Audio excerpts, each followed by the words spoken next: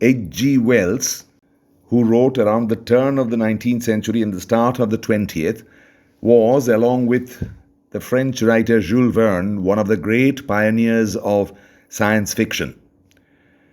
He was, of course, many other things besides, including a great socialist and a social activist, but it is as a writer that he gained the most fame. Now, I am narrating one of his stories, which in this age of widespread fear of germ warfare might strike a very familiar ring. And to imagine that such a story was written more than a century ago might tell a lot of people that the modern era, the quote-unquote modern era, did not start only about 20 years ago. A lot of people were thinking about these things and writing about these things more than a century ago. The story, mercifully, which could have been very somber, ends on a rather humorous, even whimsical note. Here is the story. It's called The Stolen Bacillus. This again, said the bacteriologist, slipping a glass slide under the microscope, is a preparation of the celebrated bacillus of cholera, the cholera germ. The pale-faced man peered down the microscope. He was evidently not accustomed to that kind of thing and held a limp white hand over his disengaged eye. I see very little, he said. Touch this screw, said the bacteriologist. Perhaps the microscope is out of focus for you. Eyes vary so much. Just the fraction of a turn this way or that. Ah, now I see, said the visitor. Not so very much to see after all. Little streaks and shreds of pink. And yet those little particles, those mere atomies, might multiply and devastate a city. Wonderful. He stood up and, releasing the glass slip from the microscope, held it in his hand towards the window. Scarcely visible, he said, scrutinizing the preparation. He hesitated. Are these alive? Are they dangerous now? Those have been stained and killed, said the bacteriologist. I wish, for my own part, we could kill and stain every one of them in the universe. I suppose, the pale man said with a slight smile, that you scarcely care to have such things about you in the active state. On the contrary, we are obliged to, said the bacteriologist. Here, for instance, he walked across the room and took up one of several sealed tubes. Here is the living thing. This is a cultivation of the actual living disease bacteria. He hesitated. Bottled cholera, so to speak. A slight gleam of satisfaction appeared momentarily in the face of the pale man. It's a deadly thing to have in your possession, he said, devouring the little tube with his eyes. The bacteriologist watched the morbid pleasure in his visitor's expression. This man, who had visited him that afternoon with a note of introduction from an old friend, interested him from the very contrast of their dispositions. The lank black hair and deep grey eyes, the haggard expression and nervous manner, the fitful yet keen interest of his visitor were a novel change from the phlegmatic deliberations of the ordinary scientific worker with whom the bacteriologist chiefly associated. It was perhaps natural, with a hearer evidently so impressionable to the lethal nature of his topic, to take the most effective aspect of the matter. He held the tube in his hand thoughtfully. Yes, here is the pestilence imprisoned. Only break such a little tube as this into a supply of drinking water, say to these minute particles of life that one must needs stain and examine with the highest powers of the microscope, even to see, and that one can neither smell nor taste, say to them, go forth, increase and multiply, and replenish the cisterns. And death, mysterious, untraceable death, death swift and terrible, death full of pain and indignity, would be released upon this city, and go hither and thither seeking his victims. Here he would take the husband from the wife, here the child from its mother, here the statesman from his duty, and here the toiler from his trouble. He would follow the water mains, creeping along streets, picking out and punishing a house here and a house there, where they did not boil their drinking water, creeping into the wells of the mineral water makers, getting washed into salad and lying dormant in ices. He would wait ready to be drunk in the horse troughs and by unwary children in the public fountains. He would soak into the soil to reappear in springs and wells at 1,000 unexpected places. One start him at the water supply, and before we could bring him in and catch him again, he would have decimated the metropolis. He stopped abruptly. He had been told rhetoric was his weakness. But he's quite safe here, quite safe. The pale-faced man nodded. His eyes shone. He cleared his throat. These anarchist terrorist rascals, said he, are fools, blind fools, to use bombs when this kind of thing is attainable, I think. A gentle rap, a mere light touch of the fingernails was heard at the door. The bacteriologist opened it. "Just a minute, dear," whispered his wife. When he re-entered the laboratory, his visitor was looking at his watch. "I had no idea I had wasted an hour of your time," he said. 12 minutes to 4. I ought to have left here by 3:30. But your things were really too interesting. No, positively I cannot stop a moment longer. I have an engagement at 4.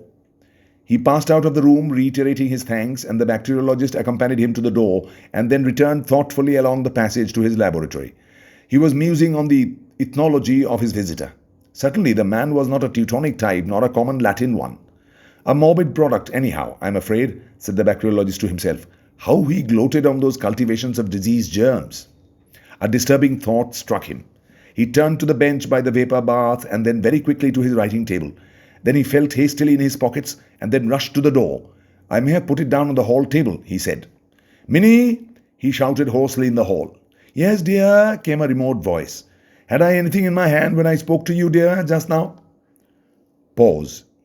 "Nothing, dear, because I remember—" "Blue ruin!" cried the bacteriologist and incontinently ran to the front door and down the steps of his house to the street. Minnie, hearing the door slam violently, ran in alarm to the window. Down the street, a slender man was getting into a cab. The bacteriologist, hatless and in his carpet slippers, was running and gesticulating wildly towards this group. One slipper came off, but he did not wait for it. "He has gone mad," said Minnie. "It's that horrid science of his," and opening the window would have called after him.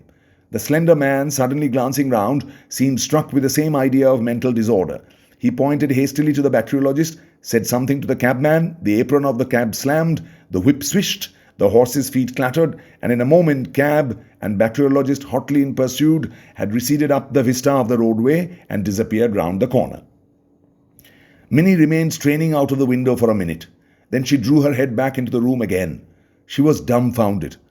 Of course he's eccentric, she meditated, but running about London in the height of the season too, in his socks. A happy thought struck her.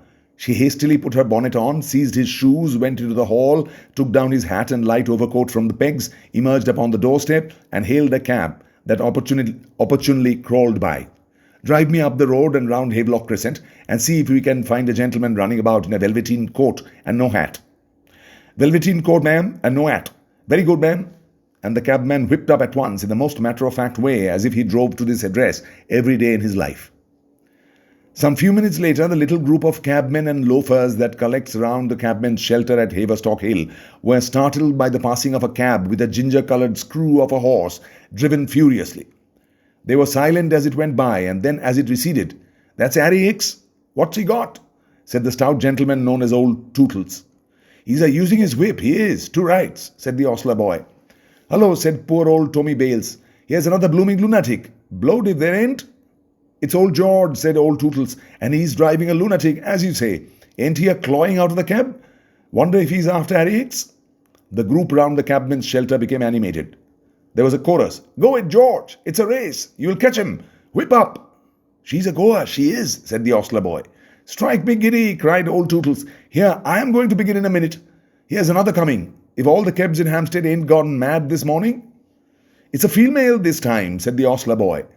"She's a-following him," said Old Tootles. "Usually the other way about." "What's she got in her hand?" "Looks like a eye hat." "What a blooming lark it is! 3-1 on old George," said the older boy. "Next!" Minnie went by in a perfect roar of applause. She did not like it, but she felt that she was doing her duty, and whirled on down Haverstock Hill and Camden Town High Street, with her eyes ever intent on the animated back view of old George, who was driving her vagrant husband so incomprehensibly away from her. The man in the foremost cab sat crouched in the corner, his arms tightly folded, and the little tube that contained such vast possibilities of destruction gripped in his hand. His mood was a singular mixture of fear and exultation. Chiefly he was afraid of being caught before he could accomplish his purpose, but behind this was a vaguer but larger fear of the awfulness of his crime. But his exultation far exceeded his fear.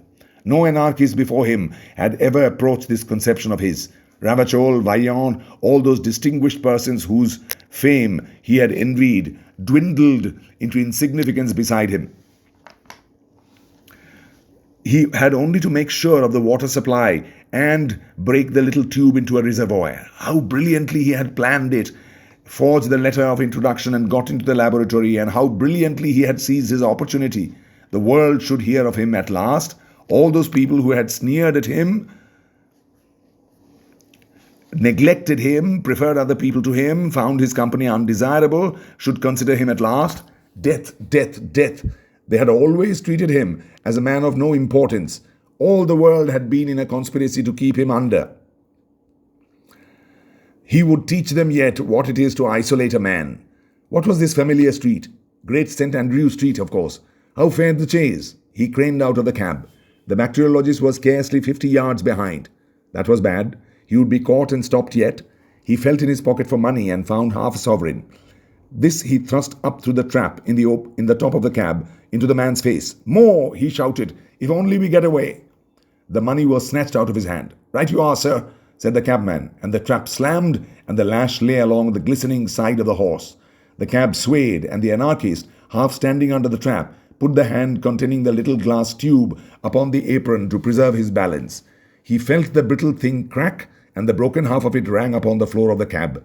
He fell back into the seat with a curse and stared dismally at the 2 or 3 drops of moisture on the apron.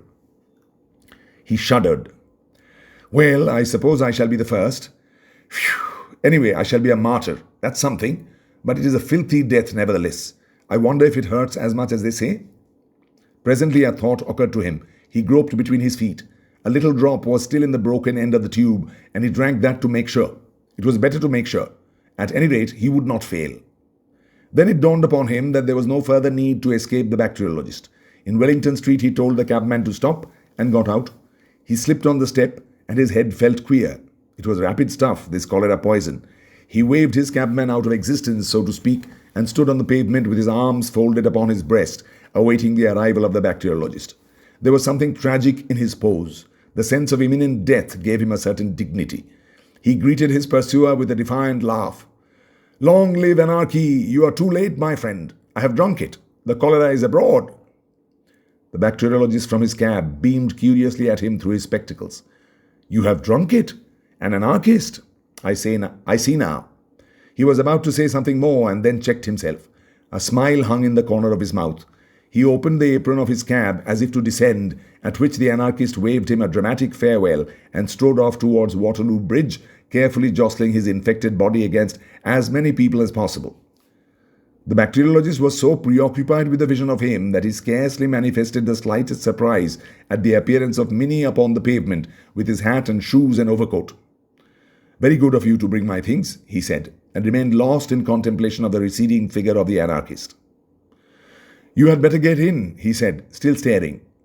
Minnie felt absolutely convinced now that he was mad and directed the cabman home on her own responsibility. "Put on my shoes." "Certainly, dear," said he, as the cab began to turn and hid the strutting black figure, now small in the distance, from his eyes. Then suddenly something grotesque struck him and he laughed. Then he remarked, "It is really very serious, though. You see, the man came to my house to see me and he is an anarchist. No, don't faint, or I cannot possibly tell you the rest. I wanted to astonish him, not knowing he was an anarchist, of course, and took up a cultivation of that new species of bacterium I was telling you of, that infest and I think cause the blue patches upon various monkeys. And like a fool, I said it was Asiatic cholera. And he ran away with it to poison the water of London, and he certainly might have made things look blue for this civilized city. And now he has swallowed it. Of course, I cannot say what will happen, but you know it turned that kitten blue and the 3 puppies in patches and the sparrow bright blue. But the bother is I shall have all the trouble and expense of preparing some more. Put on my coat on this hot day? Why? Because we might meet Mrs. Jabber. My dear, Mrs. Jabber is not a draft. But why should I wear a coat on a hot day because of Mrs. Oh, very well.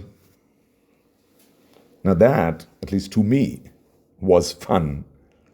But when the story spread that a deadly virus had somehow escaped from some laboratory somewhere, maybe in China, and the COVID pandemic happened, reading the story with that context at the back of my head, it doesn't sound so funny anymore.